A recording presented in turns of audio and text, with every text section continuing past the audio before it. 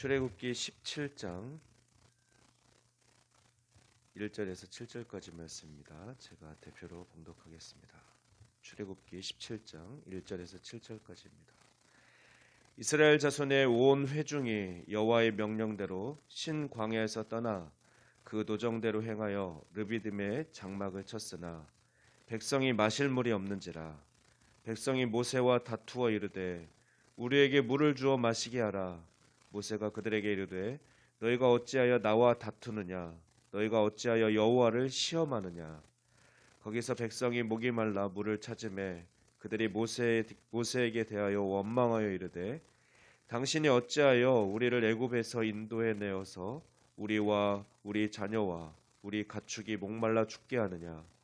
모세가 여호와께 부르짖어 이르되 내가 이 백성에게 어떻게 하리이까. 그들이 조금 있으면 내게 돌을 던지겠나이다. 여호와께서 모세에게 이르시되 백성 앞을 지나서 이스라엘 장로들을 데리고 나일강을 치던 내 지팡이를 손에 잡고 가라. 내가 호렙산에 있는 그 반석 위 거기서 내 앞에 서리니 너는 그 반석을 치라. 그것에서 물이 나오리니 백성이 마시리라. 모세가 이스라엘 장로들의 목전에서 그대로 행하니라. 그가 그곳 이름을 마사 또는 무리바라 불렀으니 이는 이스라엘 자손이 다투었으며 또는 그들이 여호와를 시험하여 이르기를 여호와께서 우리 중에 계신가 안 계신가 하였음이더라. 아멘. 네, 이제 신광야를 떠나서 르비딤에 이르러 장막을 쳤습니다.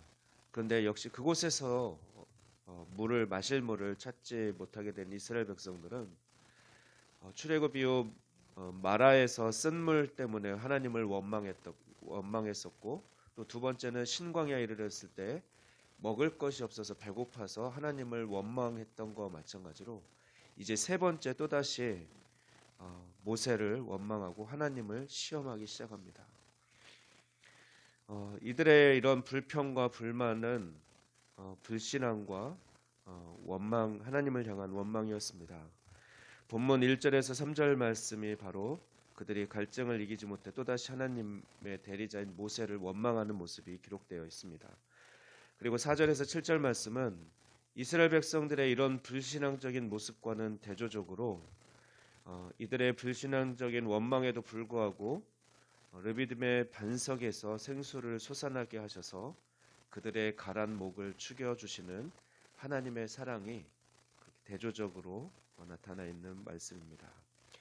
이처럼 이스라엘 백성들은 모세를 통해 하나님의 인도와 사랑을 놀라운 구원의 역사를 체험했음에도 불구하고 여전히 과거 애굽에서의 노예 시절을 다시 회상하고 그곳으로 돌아가고자 하는 마음, 그리고 끝까지 하나님을 전적으로 신뢰하지 못하는 그런 교만함과 믿음 없는 모습이 그들에게 있었던 것입니다.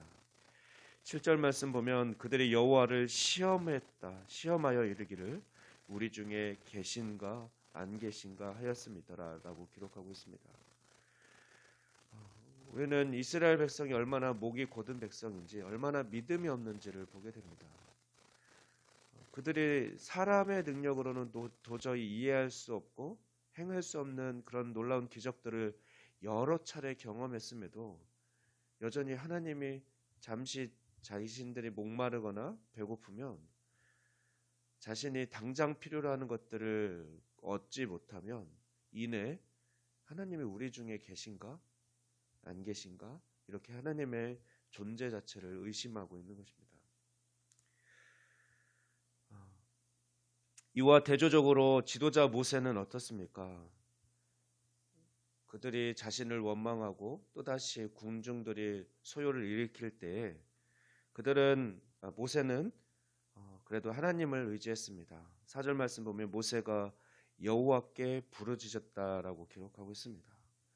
모세가 의지하고 찾을 분은 자신을 부르신 하나님이었고, 또 모든 기적과 이적을 행하시며 또 이스라엘 백성을 사랑하셔서 애굽에서 구해낸 바로 그 하나님께 나아갈 수밖에 없었던 것이죠.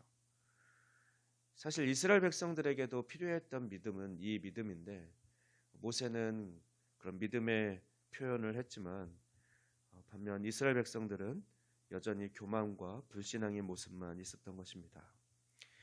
하나님의 은혜는 기도하는 자의 진실함에 응답하십니다. 주님은 모세를 통해서 이 백성들에게 확신을 주시는데 인간의 이성적인 사고로는 도저히 이해하기 어려운 방법으로 하나님께서는 그들의 갈증을 해결해 주십니다. 하나님께서는 모세가 장로들을 이끌고 또 하나님께서 기적을 행하셨던 그 지팡이를 반석을 치게 하셔서 바위에서 생수가 솟아나게 하십니다. 하나님께서는 이렇게 모세의 지도자의 권위에 도전하고 또 하나님의 믿지 못하는 그 불신앙하는 그들에게 그들의 마음이 이렇게 바위처럼 굳어 있는 그들의 단단한 마음을 하나님께서는 놀라운 일을 통해서 또다시 한번 그들의 마음을 열어주셨습니다. 여기서 우리는 하나님의 초월적인 능력과 더불어 하나님께서만 역사의 참 주인이 되신다는 사실을 다시금 깨닫게 됩니다.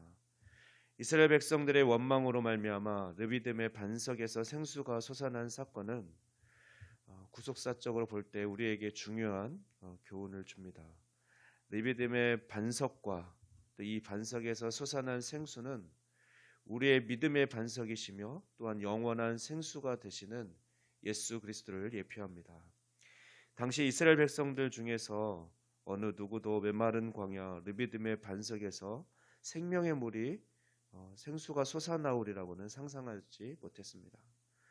마찬가지로 예수 그리스도의 모습, 초라한 모습으로 이 땅에 오신 예수 그리스도가 메시아일 것이라는 또 육신의 몸을 입고 오실 것이라는 그래서 우리의 구원의 문제를 해결해 주는 은혜의 생수가 되리라는 것을 아무도 생각하지 못했을 것입니다. 그러나 참다운 생명의 원천이신 하나님은 흔들림 없는 반석의 모습으로 이 땅에 오셨고 또 그런 분을 보여주셨고 또 우리 모든 가라앉은 심령을 구원해 주시는 생수가 되어 주셨습니다. 예수님은 그렇게 반석이 되셨는데 광야 한복판에 이스라엘 백성들이 만난 그 광야 한복판에서 르비딤 반석처럼 한복판에 위치했습니다.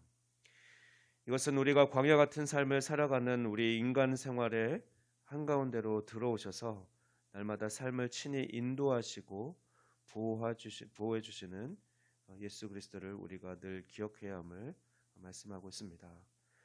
이 반석은 영원히 불변한 것이어서 어제나 오늘이나 앞으로도 영원히 변치 않으시는 그리스도의 사랑을 나타냅니다. 그러므로 우리는 오늘도 생수의 근원 되시고 또 영원한 반석 되시는 예수 그리스도 앞에 나아가서 우리의 중심을 모두 쏟아놓는 시간, 모든 슬픔과 근심, 걱정을 쏟아놓는 기도의 시간이 되기를 소망합니다. 기도하겠습니다. 영원한 반석이시오 생수의 근원이신 예수님을 찬양합니다. 오늘도 우리가 신실하신 주님께 기도로 나아가오니 우리의 간구에 신실하게 응답해 주시옵소서. 오늘도 많은 일들과 또 만나는 많은 사람들 가운데 친히 우리를 붙들어 주셔서 우리를 사용하여 주셔서 우리가 기회 있는 대로 복음을 전할 수 있도록 우리에게 용기와 믿음을 더하여 주시옵소서. 또한 어떤 상황과 환경 가운데서도 하나님을 신뢰함으로 불평과 불만이 없는 그런 평안함을 주님 허락하여 주시옵소서. 오늘도 코로나와 또한 위험한 기계 중에서 안전 가운데 지켜 주시옵소서. 감사드리며 이 모든 말씀 우리 주 예수 그리스도의 이름으로 기도하옵나이다. 아멘.